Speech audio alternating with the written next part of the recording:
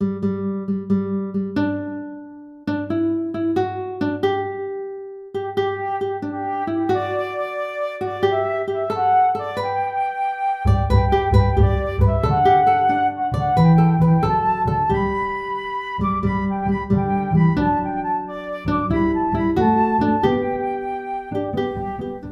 couple of other summer saints we might consider that are closer to our time, or at least closer to my time, who were martyred during the Nazi era. On August the 9th, we have St. Teresa Benedicta of the Cross. We may know her better as Edith Stein. Edith Stein was born in Germany in the year 1891, and she was martyred for the faith in I want to say Sachsenhausen. It wasn't Sachsenhausen. It was the other German extermination camp in 1942. She was Jewish, and she had a brilliant career. She was a wonderful philosopher. She wrote many books. One time she visited some Catholic friends of hers who were also intellectuals, and they had just lost, I believe it was the father of the family, and she was amazed. These people weren't in extreme grief. I mean, they certainly were experiencing loss, but they still had hope. And she wondered, what is the source of that hope that they have, and that they could have joy even in the midst of their sorrow?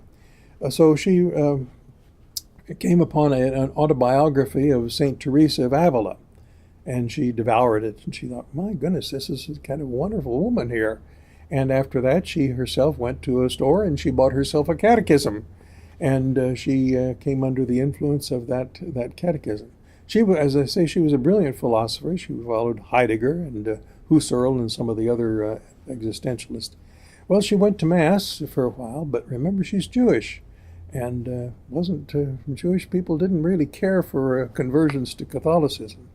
But she waited 12 years after her initial spark of faith. She waited 12 years before she converted to the Catholic faith.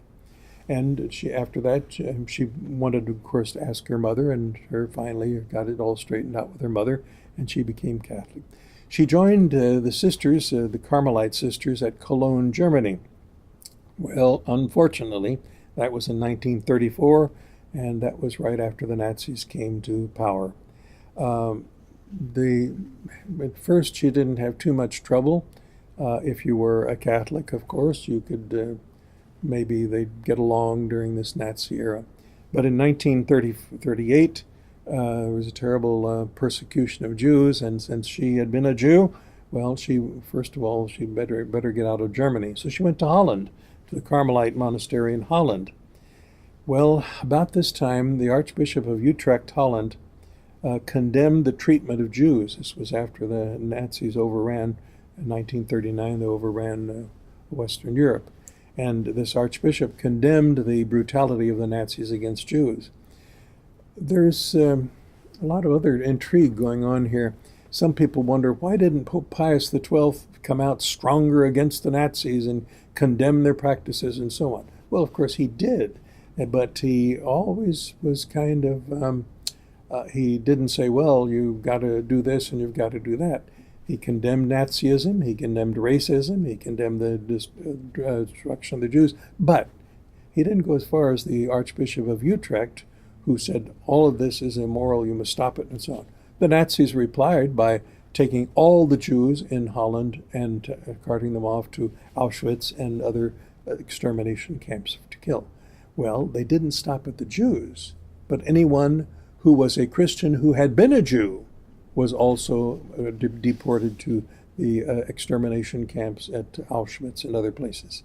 So Sister Teresa Benedicta of the Cross, Edith Stein, was deported, and she was martyred in Auschwitz in the year 1942. So it didn't make any difference whether you were baptized. A lot of times, of course, the church would issue fake baptismal certificates in order to protect some of the Jews. The church was doing what it could during the Second World War, but didn't survive. So Teresa didn't. But we honor her as a saint. On her feast, of course, is August the 9th. On August the 14th, the day before the Solemnity of the Assumption, we honor Father Maximilian Kolbe. I hope I'm getting that name right, Kolbe or Kolbe or Kolbe. He was a Polish, and he became Polish Franciscan, and he was an author. And he spent some time in Rome. I've been to a place which is close to the Roman Forum where he had his headquarters and so on, seen some of the artifacts of his life. At any rate, Maximilian had this wonderful publishing house and did all kinds of things. Unfortunately, he criticized the Nazis, and he was after he'd been in Rome. He went to Japan, established a lot of communications there, and he was called back to Poland just before the Nazis invaded. And he was placed in charge of a monastery of 762 Franciscan monks, Franciscan friars. Well, he had these publications going, and he criticized the Nazis in print. He was immediately arrested and sent to Auschwitz. Well, he might have gotten along barely in Auschwitz, but the Nazis had a practice. If anyone tried to escape the prison camp, they had practiced what was called decimation. Decimation means that they lined up the prisoners, and every 10th one was to be killed, executed. Well, they did this because a prisoner tried to escape, and so they lined him up. And unfortunately, there was a Polish man with a family, and of course Maximilian realized, hey, come on, he needs his family. So Maximilian asked if he could take his place, and he did.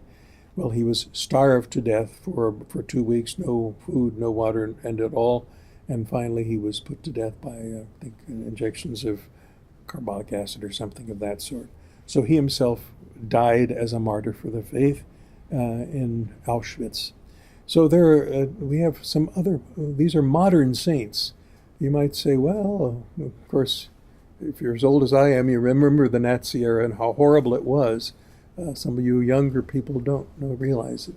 But the policy of the Nazis was to kill all Jews everywhere and all times, and they would not take any kind of criticism from anyone. So read about the Nazi era in your history and realize that during that era we had wonderful people who stood up, who died as martyrs, and who were honored for their faith.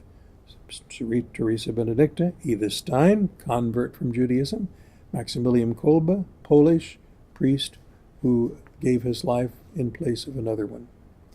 Some of our summer saints. Again, look up the saints, read them, see how they relate with your life and your journey to become a saint.